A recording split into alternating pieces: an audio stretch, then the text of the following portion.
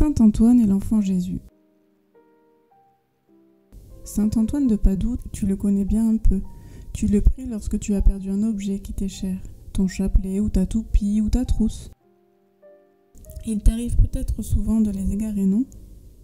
Saint Antoine a sa statue à l'église ou son image dans ton livre de prière. Tu te rappelles sa robe de bure, sa blanche cordelière à gros nœuds, ses pieds nus dans ses sandales. Et il n'est jamais seul. L'enfant Jésus est avec lui. Il passe un bras autour du cou ou lui caresse la figure. Saint Antoine a l'air humble et doux. On le dirait très pauvre en même temps que très heureux. Et c'est vrai qu'il a été pauvre sur la terre, parce qu'il l'a voulu, pour l'amour de Dieu, car ses parents étaient nobles et riches et habitaient à Lisbonne, capitale du Portugal, un beau palais en face de la cathédrale. Il s'appelait de Bouillon, comme Godefroy de Bouillon, chef de la première croisade et roi de Jérusalem, qui fut, pense-t-on, un de ses ancêtres. Le jeune gentilhomme, voulant imiter notre Seigneur Jésus-Christ, qui vécut pauvre sur la terre, renonça aux richesses, aux plaisirs, aux honneurs qui l'attendaient dans le monde. Son brillant nom de famille et même son nom de baptême, qui était Fernand, il les cacha sous celui plus modeste de frère Antoine. Et c'est sous ce nom qu'il vécut, qu'il entra au ciel, et qu'il est toujours honoré par les chrétiens. S'étant retiré d'abord dans un couvent de chanoines de Saint-Augustin, plus tard, pour être plus pauvre encore, il obtint de passer dans l'ordre des frères mineurs que venait de fonder saint François d'Assise. Antoine devint un grand savant et puissant prédicateur. Il faisait beaucoup de miracles. Les bons chrétiens l'admiraient et le diable avait peur de lui. Mais Antoine n'en était pas plus fier. Il restait simple et bon, aimable envers tous et très obéissant envers ses supérieurs.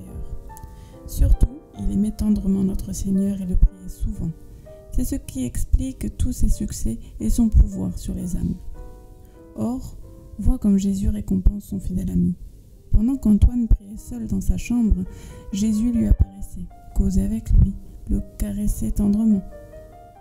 Nous ne l'aurons jamais su, sans doute, car Antoine était bien trop humble pour révéler les faveurs dont le comblait le ciel. Mais un homme un jour a vu de ses propres yeux le miracle. Le fait est si joli que je veux te le raconter. Une fois qu'il passait quelques jours à Limoges, en France, saint Antoine avait accepté l'hospitalité d'un ami riche et pieux. Après le repas du soir et la prière en commun, il avait souhaité la bonne nuit à ses hôtes et s'était retiré dans sa chambre à l'étage. Assez tard dans la nuit, le maître de maison, qu'une vérification de compte avait retenu longtemps dans son bureau, monta se coucher le dernier. Il fut surpris de voir des raies de lumière glisser sous la porte de la chambre du bon missionnaire. Qu'Antoine veilla, cela ne l'eut pas trop étonné, mais la lumière qui coulait sur le plancher ne pouvait pas être la faible lueur d'une chandelle. C'était comme du soleil en plein midi. Intrigué, il redescendit doucement, sortit dans la cour et leva les yeux vers l'étroite fenêtre à meneaux. Ô merveille, une clarté en ruisselait, telle qu'on nous dit qu'il y avait là-haut de grands lustres allumés. Les feuillages de la cour en paraissaient comme trempés dans un vernis d'or. Que pouvait signifier tout cela ? Le brave homme se le demandait. Il pensa d'abord réveiller sa femme, mais il se ravisa, sachant qu'elle manquait de calme et ne saurait dominer sa curiosité. Curieux, il l'était lui-même, mais retenu en même temps par une certaine crainte, comme on en éprouve devant les choses trop belles, et qui fait qu'on retient le souffle pour ne rien déranger. Ce qu'il voyait, il ne pouvait l'expliquer qu'en supposant un miracle. Enfin, soit qu'il domina sa crainte, soit qu'il céda à sa curiosité trop forte, notre homme remonta sur la pointe des pieds, il s'arrêta au palier et écouta. Par intervalles, il lui semblait entendre la voix d'Antoine qui chuchotait. Sans doute, le saint priait-il ? Oui, mais ensuite, une autre voix répondait, fine, fluette, douce, une voix d'enfant claire comme le tintement d'une coupe de cristal. Le brave bourgeois ne se possédait plus. Il voulut voir. D'un doigt prudent, il frappa à la porte. Point de réponse. Il frappa plus fort. Rien. Alors, avec 1000 précautions, Pour que les gonds ne criassent pas, il entrebâilla la porte. Et sais-tu ce qu'il vit? Il n'y avait rien dans la chambre, ni lustre, ni lampe. La chandelle dans le bougeoir ne brûlait point, ni la bûche dans le foyer. La lumière lui semblait d'abord venir de partout et de nulle part.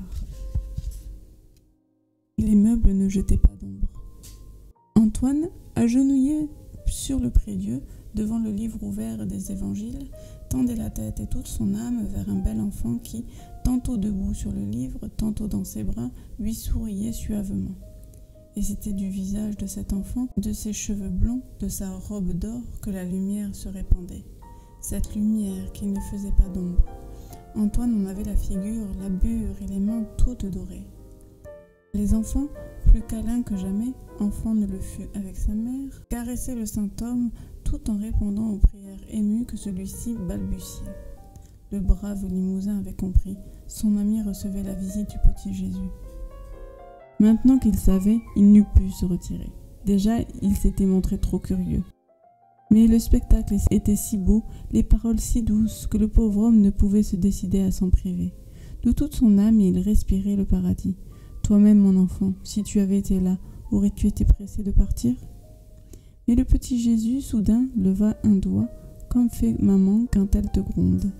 Et il dit à Antoine, d'un air mystérieux, « Quelqu'un nous regarde et nous écoute. » Il ne paraissait point fâché, car l'hôte, je te l'ai dit, était un homme fort pieux, et depuis un long moment il priait de tout son cœur, comme après la communion.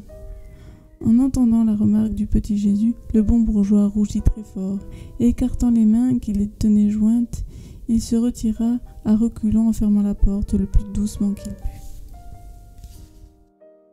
Le lendemain, le saint missionnaire le prit à part et lui dit « Mon bon et généreux ami, je vous ai peut-être dérangé ?» « Oh non, protesta celui-ci, au contraire, pardonnez-moi d'avoir été indiscret.